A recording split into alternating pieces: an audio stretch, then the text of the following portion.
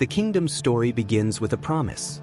God swore to David that one of his descendants would sit on a throne in Jerusalem and rule the nations in righteousness. This wasn't symbolic.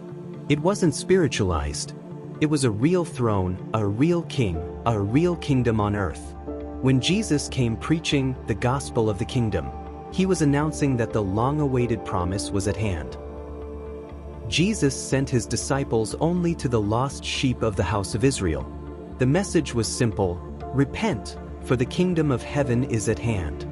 Israel's repentance would bring national restoration, healing, and the arrival of the king.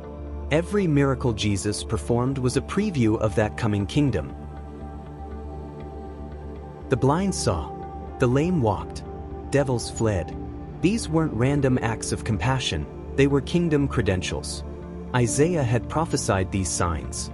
Jesus fulfilled them openly. Israel was being shown the very power that would fill the earth when Messiah reigned. Despite the miracles, the scriptures, and the presence of their king, Israel's leaders hardened their hearts. They accused Jesus of operating by Satan's power.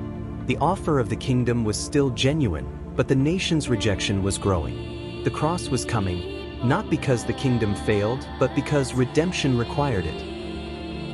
After Jesus rose, he spent 40 days speaking of the things pertaining to the kingdom of God. The disciples asked the right question: will you at this time restore the kingdom to Israel? They weren't confused. They weren't carnal. They were expecting exactly what the prophets promised. At Pentecost, Peter stood in Jerusalem and preached prophecy. This is that which was spoken by the prophet Joel. His message was still the kingdom message: repent, be baptized, and God will send Jesus back to sit on David's throne. Peter preached what God had spoken since the world began.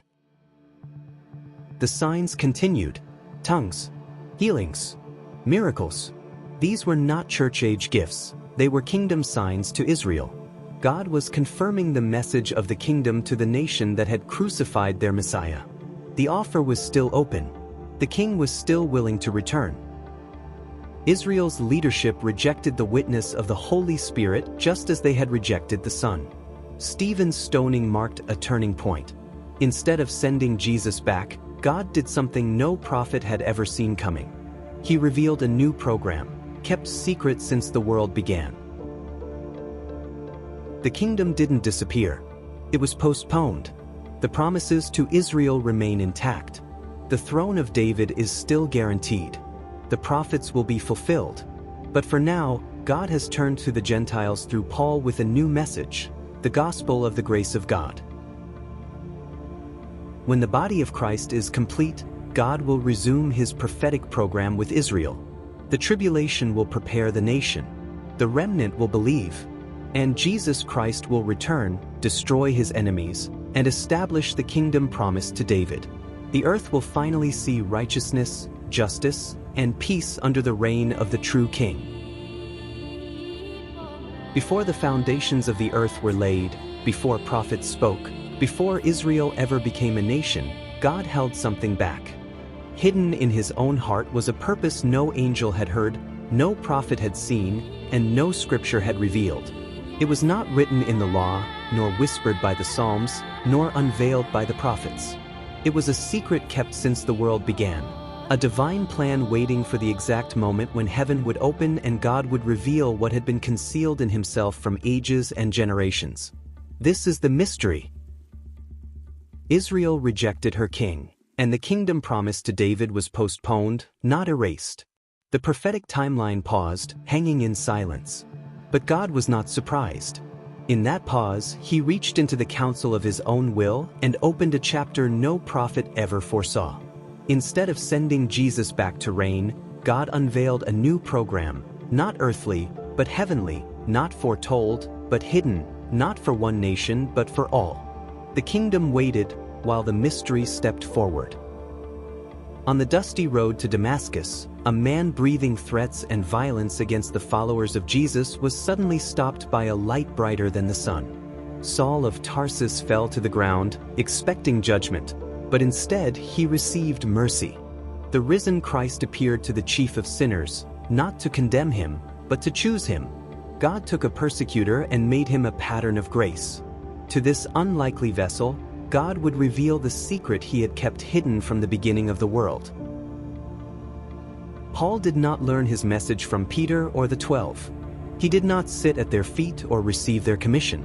Alone in Arabia, the risen Christ revealed to him a gospel never preached before, the gospel of the grace of God. Not the gospel of the kingdom, not the call to national repentance, but a message of salvation offered freely to Jew and Gentile alike, without covenant, without law, without distinction. A new gospel for a new people, born not of prophecy, but of revelation. The prophets saw Israel restored. They saw nations blessed. They saw a king reigning from Jerusalem. But they never saw this: a body formed from all nations, joined to Christ himself, seated with him in heavenly places. A people not defined by circumcision or covenant, but by union with the risen Lord.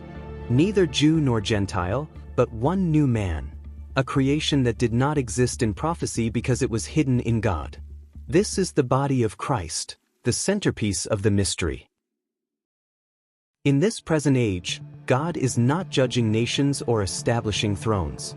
He is dispensing grace, unearned, unmeasured, unstoppable grace. No temple stands. No sacrifices burn. No priesthood mediates. The wall between Jew and Gentile has been torn down, and the cross is revealed as the wisdom of God. This is the dispensation of grace, where salvation is offered freely to all, and where God is building a heavenly people destined for glory with Christ above. Why has the kingdom not come? Why has Israel not been restored? Why does the world continue in its brokenness? The answer is not failure, it is mystery. God is gathering a body, not establishing a throne. He is calling a people for heaven, not preparing a nation for earth. The prophetic clock is paused because the secret program is underway. The mystery explains the silence, the delay, and the long patience of God in this present age. When the body of Christ is complete, the trumpet will sound, and we will be caught up to meet the Lord in the air. The heavenly program will close, and God will turn again to Israel. The tribulation will unfold. The remnant will believe, and the King will return in glory to establish the kingdom promised since the world began. Prophecy will resume, the earth will be restored, and Jesus Christ will reign as Lord of all. 2 programs, 2 destinies, 1 God, fulfilling all things in perfect order. Thank you for walking through this revelation. If these teachings are helping you see the scriptures more clearly, feel free to like and subscribe so the message can reach others who are searching.